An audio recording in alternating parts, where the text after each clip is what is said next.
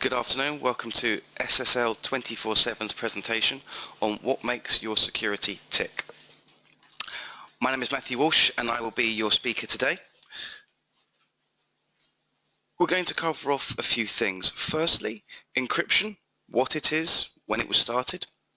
Secondly, how algorithms affect your SSL certificate. What will tomorrow's SSL certificates be like? And then if there are any questions, I shall answer them at the end. So let's begin with some definitions.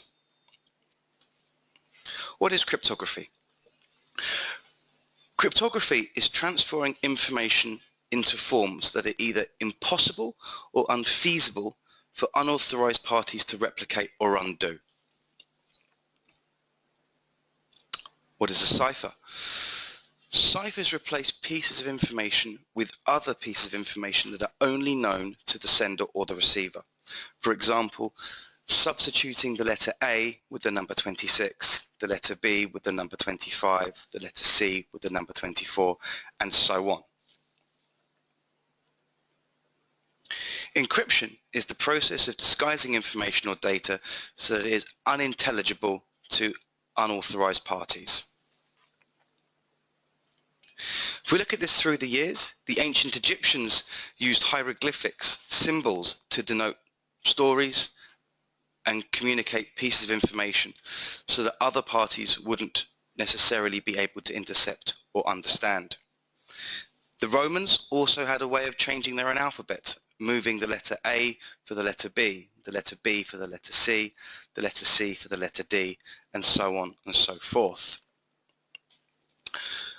More recently, the Enigma machine, which was developed in 1918 and used predominantly throughout the Second World War as a way for the Nazis to communicate amongst themselves. These devices were portable, so that information could be sent from the middle of a town or a city, and it wouldn't necessarily have to come from the strategic command. This machine was very powerful until the cipher was broken by Alan Turing in the latter parts of the Second World War. SSL encryption is very important today because many of us are using the internet and our mobile devices and tablets to communicate daily. We don't know the encryption is happening behind the scenes, but it is. And in a moment I'm going to talk about how SSL encryption benefits you.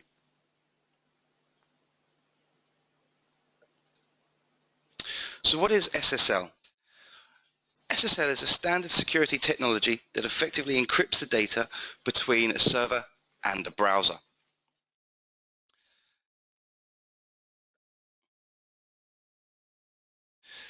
SSL encryption works by generating a key, a public key to encrypt the information and a private key to decrypt the information.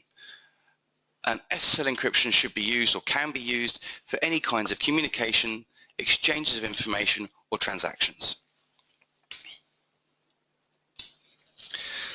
There are three main types of encryption algorithms, and these sit behind all the SSL certificates. Firstly, and most commonly, is the RSA encryption. This was developed in 1997 and is used in approximately 99.9% of all issued SSL certificates. The beauty of this encryption is that it is compatible with all servers, browsers and operating system, which is why it remains a valid algorithm used predominantly throughout the world. The minimum key length for RSA encryption has gone up from 1024 to 2048, and this is because Symantec required all of their clients to use a longer key length by the end of 2014. The second and less known about encryption algorithm is the DSA, or the Digital Signature Algorithm. This is developed and used predominantly by the US government. It has the same security level and performance as DSA, but is technically different. If you're working in the United States, this is the standardized certificate, the standardized algorithm that you should use. Certainly make it easier when working within the USA because this is what the government demand you use. It has quicker key generation and a quicker digital signature. However, its drawback to the verification is much slower. Elliptic curve cryptography, or ECC, is a form of encryption that was developed in 1985. This is used by certifying authorities as an alternative to RSA and DSA. ECC offers superior performance by generating smaller keys, but delivers stronger encryption. Why would you want to move to ECC? Well, there are four main reasons. One, with recommended key sizes constantly increasing, ECC's mathematical formula allows the key lengths to the encryption levels to stay the same while the key lengths decrease. It's stronger and faster. And because it relies on a mathematical algorithm, it is much harder to attack by hackers. The shorter key length allows for optimization on mobile devices and tablets. And at the same time, it offers 64,000 times more security. If you're looking to future-proof your business, ECC is the way forward because certificates are going to move to this. It is also highly scalable. Now, what will the certificates of tomorrow be like? Some of the challenges that exist to ECC are compatibility with browsers and mobile devices. This list is not extensive, but browsers such as Safari, Firefox, Opera, and Microsoft's IE do have some compatibility issues with ECC certificates. Pure Chain ECC is also not completely compatible with some mobile devices such as Apple's iOS, Android, Windows Mobile, and BlackBerry. Pure ECC chain looks like this. It has an ECC root certificate, an ECC intermediate certificate, and an ECC end entity certificate. Now, as mentioned, this will not have compatibility with every browser or device out there. There is, however, a solution. The Pure ECC chain with a cross root. This has the same ECC root certificate and ECC end entity certificate. However, it comes with two intermediate certificates, the ECC intermediate certificate and the RSA root certificate. When your browser looks to connect with a server, the server sends up the ECC intermediate certificate. If the browser cannot connect with that, the browser will look for what else is being sent. It will then see that an RSA 2048 certificate has been sent up as well. It will connect with that, and from there your browsing session will continue. The alternative to the ECC full chain is the ECC hybrid certificates. These again have an RSA root certificate, an ECC end entity certificate, but they have an ECC intermediate certificate that is signed by a trusted RSA root. And we can demonstrate this here on the SSL 24/7 Belgian website. If we look up here into the certificate,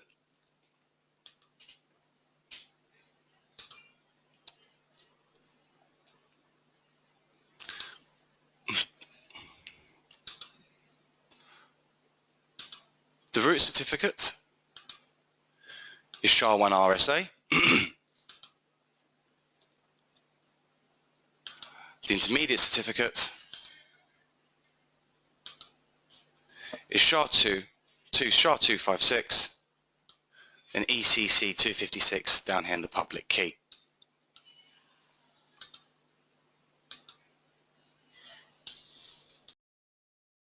Are there any questions at this time regarding the presentation?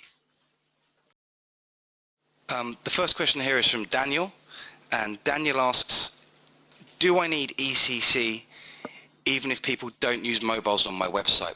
Well, the answer to that, Daniel, is yes, by all means you certainly should.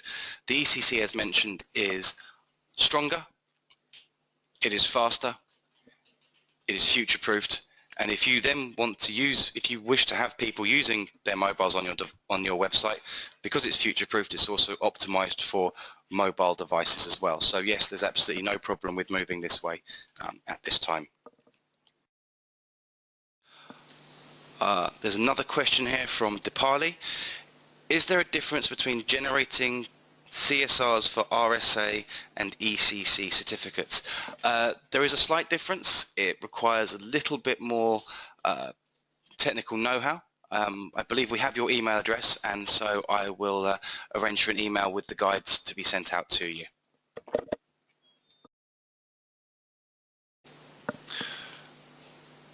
Another question here from Kevin.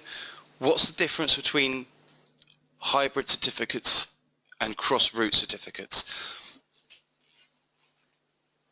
The cross-route certificate contains two intermediate certificates, one that is ECC and one that is 2048 SHA-1 certificate.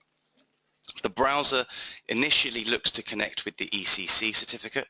If it can't do that, it will look for what the server is sending up as well. In this case, it'll be the 2048-bit certificate. The browser will say, I can connect with that. It'll connect, and your browsing session will continue. The hybrid certificate is an ECC intermediate that is signed by a 2048 RSA certificate, which gives you the protection and the security of ECC along with the compatibility with all of the browsers, servers and operating systems that the RSA certificates enable. There are some useful links here which will be made available to all participants, and these will take you through, as you can see, the history of cryptography, SSL certificates and algorithms and the future, just to reinforce some of the points I've made here today. There's some information on browser compatibility as well, so just a quick glance here.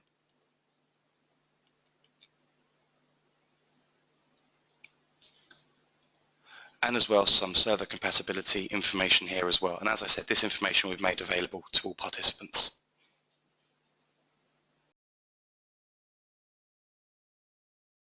Thank you for your time today. There will be a link to rewatch this presentation sent out in due course. Thank you and have a nice day.